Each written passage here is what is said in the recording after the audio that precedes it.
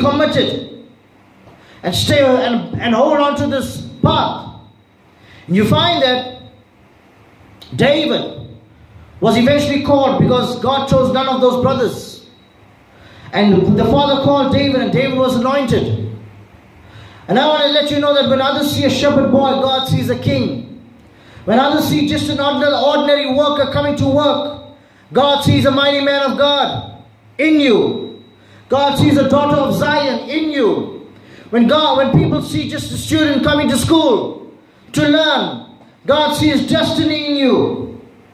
When God sees a pensioner, when others see a pensioner just looking after his grandchildren or her grandchildren, I want to tell you that God sees destiny in you, because you may be raising up the next person that will be used by God to change the lives of people. And you played part in that destiny. Never forsake the role in which you have in this life until God has called you home. Stay committed to the Word of God. You want answers? Seek the Word of God. I don't understand why we believe and take time to believe so many things on social media. And most of it is fabrications. But yet the written Word of God, we take it so lightly. God is not a man that he should lie. Stay committed to his Word. You find that David was sent by his father to his brothers who were in the army. We know that God, Jesus, was sent, just like David was, our heavenly beloved, was sent by the Father. Why? Because prophets came before him, and the prophets could not succeed. But eventually the Son had to come and say, even though I've sent all the prophets, people do not want to listen. Now it's time that I go myself and become the living sacrifice for them and die in their place. And Jesus came on board. Jesus was sent by the Father, just like how David was sent by the Father. And David, when he came to the army, and he witnessed how Goliath mocked the people of Israel. Goliath came out and he mocked and he begged the people to come on and fight him because his size was so big. And David looked at him, and David just didn't understand why people were afraid of him. So David agreed to go and fight, because none of the Israelites wanted to go fight. They saw the outer. But David saw who God was in his life. And this is what you need to do as committed people. You need to see who God is in your life. And not who you are facing. Not who's around you.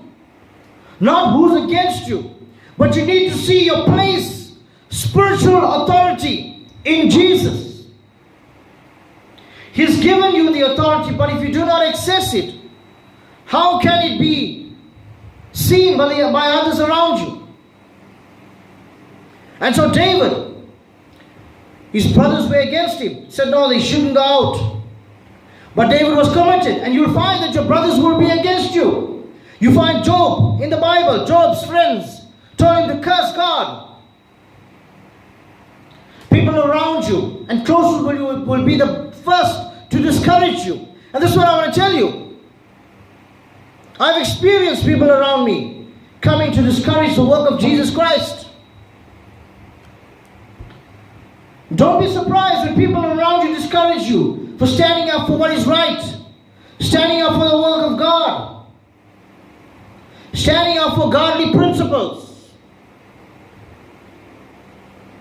Don't be surprised when you don't get the support you expected. But David didn't listen to his brothers. He continued. You find Saul. Saul called David and gave him his hammer. And the hammer could not fit David. But did that hold David down?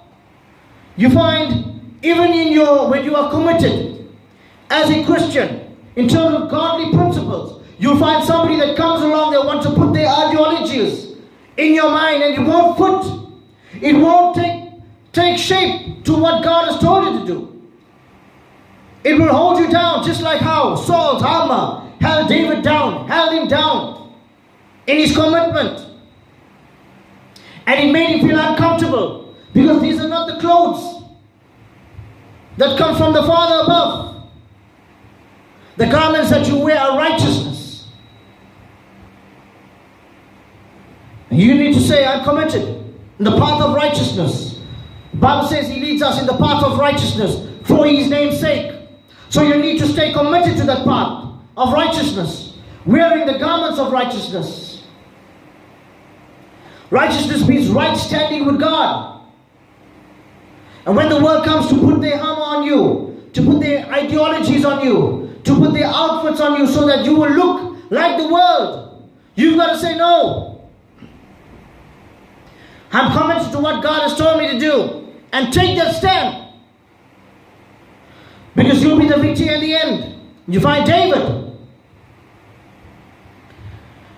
was uncomfortable with this armor, and he took it off. And we know that on the way, David carried 5 stones, and he had a sling. So he went and approached Goliath. And we know how heavenly David, who's known as the beloved. The name David, as I said, means beloved. He approached Calvary. Now let's look at Goliath. The name Goliath means, let's just say his full name was, he was known as Goliath of Gath. And basically that means one who has been exiled from the winepress. One who has been exiled from the winepress. And we know Goliath of Gath, who has been exiled from the winepress, from the vineyard. Satan himself.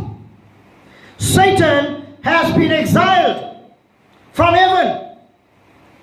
He's been kicked out.